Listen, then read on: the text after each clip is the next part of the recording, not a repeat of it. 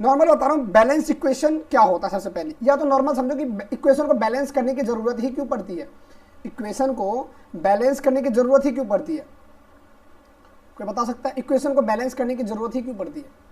Simple जैसे suppose करो कि जब मैग्नीशियम ऑक्सीजन के साथ रिएक्ट करता है तो ये बनाता है मैग्नीशियम ऑक्साइड, सिंपल बात है। लेकिन यहाँ पे आपने देखा कि आपने मैग्नीशियम कितना लिया था, 1 लिया था, और प्रोडक्ट भी कितना बना है, 1 ही बना है ना। ऑक्सीजन यहाँ पे देखो, ऑक्सीजन आपने 2 लिया था और यहाँ पे ऑक्सीजन कितना है, यहाँ पे ऑक्सीजन 1 ही बना है, फिर क्या करना पड़ेगा, इसको भी तो 2 होना चाहिए। ऐसा हो सकता है क्या, ये ऐसे देखो क्या ऐसा हो सकता है, आपने 2 ऑक्सीजन लिया और 1 ही ऑक्सीजन बनेगा।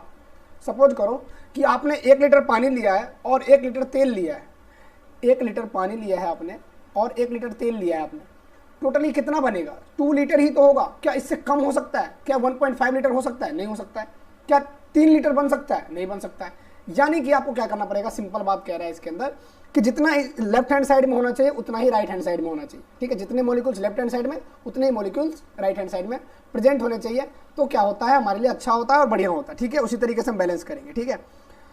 तो यहाँ पे देख लीजिए, यहाँ पे इस तरीके से कुछ, जैसे यहाँ पे मैग्नीशियम कितना था, मैग्नीशियम 1 था, इधर भी मैग्नीशियम कितना है, 1 है, तो मैग्नीशियम तो बैलेंस है फिलहाल। अब देखिए ऑक्सीजन की तरफ चलते हैं, ऑक्सीजन कितना है, ऑक्सीजन 2 है। तो पहला स्टेप हमारा क्या है कि हम एक एक को लेके चलेंगे, कितना इधर है इतना कितना उधर है।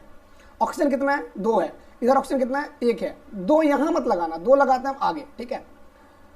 अब देखो ये तो एक बार तो आपने कर दिया, ठीक है, एक बार आपने चेक किया कि मैग्नीशियम कितना था, 1 था, उधर भी 1 था, ऑक्सीजन 2 था, उधर 1 था, तो आपने 2 कर दिया, तो एक राउंड तो ये हो गया। अब दूसरा, अब तो हो गया आपके अकॉर्डिंग, तो ये तो बैलेंस है। लेकिन अब आपको फिर से एक बार क्या करना, चेक करना है वापस से।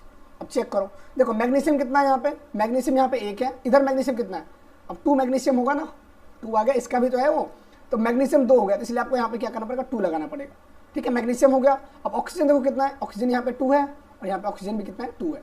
तो इस तरीके से आप देख सकते हो कि ये जो इक्वेशन है ये बैलेंस हो चुका है। और ये जो इससे पहले जो इक्वेशन था Mg + O2 गिव्स MgO, ये अनबैलेंस्ड इक्वेशन था।